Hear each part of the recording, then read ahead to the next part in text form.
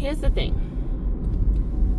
If we were trained to appreciate, to recognize first and appreciate the gifts and the talent within each other and within ourselves, we wouldn't be so judgmental of people, right?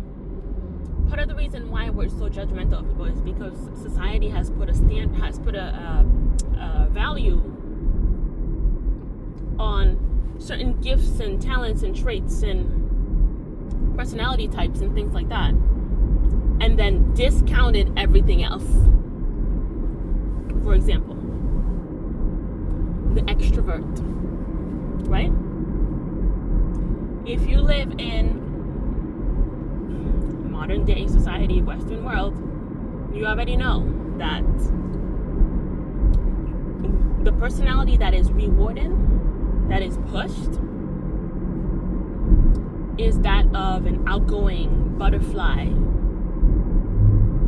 social, okay, super in your face, loud type of person, right?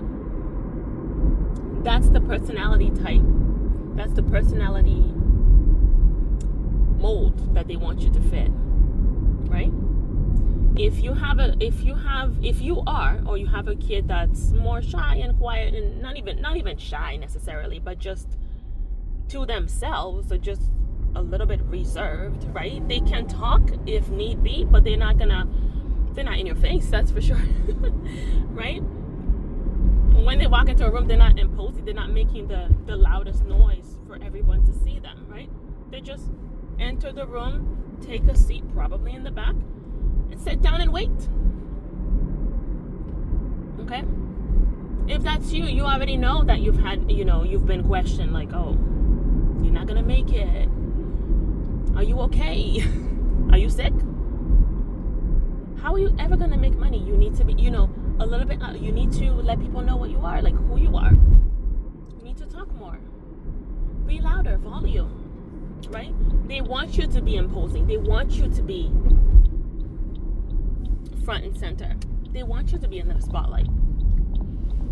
Otherwise, they think you're ill, right? And that's the way that they portray it anyways. And if you are young, okay, or you have a child that's coming up this way, or that has those tendencies,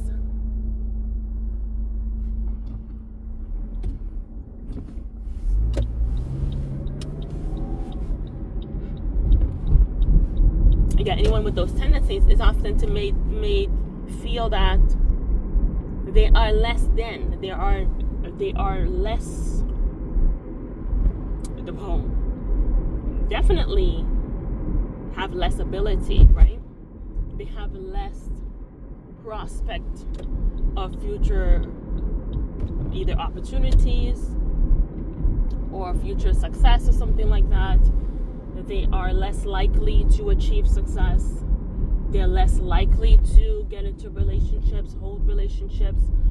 And little do they know, actually, the people that are more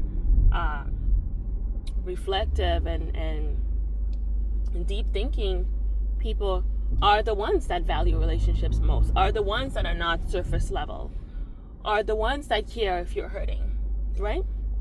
But they're not going to tell you that. They don't want you to know that. They want you to be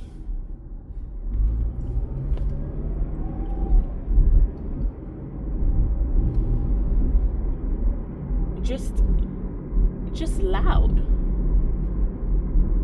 in your presence, in your words, in your volume, in your attitude, in your actions, in everything you do. You have to be imposing.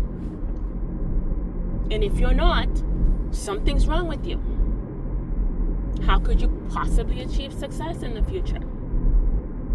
You're broken. Now, that doesn't mean if you are one or the other, you shouldn't push for certain skill sets and develop, self-development, things like that. But they put a lot more pressure on the, let's say, the introvert or the reserved person. They put a lot more pressure for them to come up then they put pressure on the extrovert to calm down. We rarely hear about that, right? Nobody ever tells an extrovert calm down, right? They want them to be outgoing. That's what pays. That's what sells. That's another thing. In a world of, and that's what it is though. In a world of work, and productivity and overtime and 24/7 and go. Yeah, of course it makes sense that you would push this agenda of an extrovert, right? Or not even an extrovert, not to put the extroverts down or anything like that. Put them out there, but that's what's being pushed, and nothing wrong with extroversion. Nothing wrong with that. And that's what we're saying. That's the point. The point is, we were not trained to recognize the skills and the abilities and the gifts within each other, right? Some people are meant to be, let's say, lazy. Or some people are lazy and they have no desire to be any different. And you could say, okay, well, this is a bad trait. This is bad. And, there are downsides to it, but have you ever stopped to think about what could be the positive? Have you ever stopped to actually think about that? For example, if you put a lazy person with an overthinker, match made, right? Like, they need each other. Now you have balance to balance each other out. They need each other for different things, projects and whatever endeavors that they're working on, right? Or working to achieve. Suddenly, you're not stuck overthinking, or you're not stuck in inaction, or you're not stuck in doing things wishy-washy, right? You put both brains or both types together, and now you can actually go forward with quality work. But nobody says anything about that, right? Some people are they are hands-on people. They like or live for physical labor for whatever reason, whether it's like an upbringing, a cultural thing, or just something that they value, or just something that they've just done for a very long time. It's just all they know for whatever reason. Some people are hands-on. They like cooking and cleaning. They like domestic work. Right? That's what they do.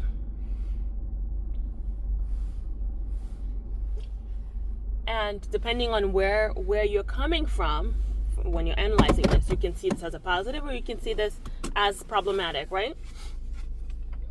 Okay, some cultures really value that and they think, yes, it's good to be a domestic, and if you're not, then there's something wrong with you. And then other cultures are like, nope, it's best to be, a creator or a thinker and things like that. Well, what if neither one of those personalities or types, let's say, are wrong? Everybody is just operating within their gifts and within their talent. Some people are just hands-on people. They like cooking and cleaning. What's wrong with that? We need people to like cooking and cleaning because we don't, right? So what about recognizing that they have this side of them, okay? And instead of judging people, going around judging people and going around judging yourself like, oh, I don't like this, so something's wrong with me. No. How about you recognize that you are within your own gifts and you stay in it, and maybe you're not the type to enjoy necessarily the kitchen, or you're not the type to enjoy hours and hours of laundry, right? That's just not who you are. What if you actually sat with that and recognized it and acknowledged it? That doesn't mean you don't have the skills to do it if it needs to be done. It just means you're not spending your lifetime doing those activities. What if you just recognized that, accepted it, and then realized that, well, you could have other people operate within their gifts of cooking and cleaning and put them in your life. And they can have you in their life because they don't like to think and create much, right? They don't like to to do anything that's super mental, right? They don't like to do any mental work because that's just not how they're wired. If people did that, we would be so much further along as a society where people actually operate within their skill set and within their gifts. Again, that doesn't mean expand and know how to do other things outside of your sort of comfort zone. But for the majority of your life, you're spending time within the space of who you really are at the core. Okay, we would be so much better off. So much better off. So stop this nonsense of judging yourself, judging others for who they are, what they know, what they don't know. How about coming together? How about that? And actually making things happen instead of wasting time in self-criticism and judgment.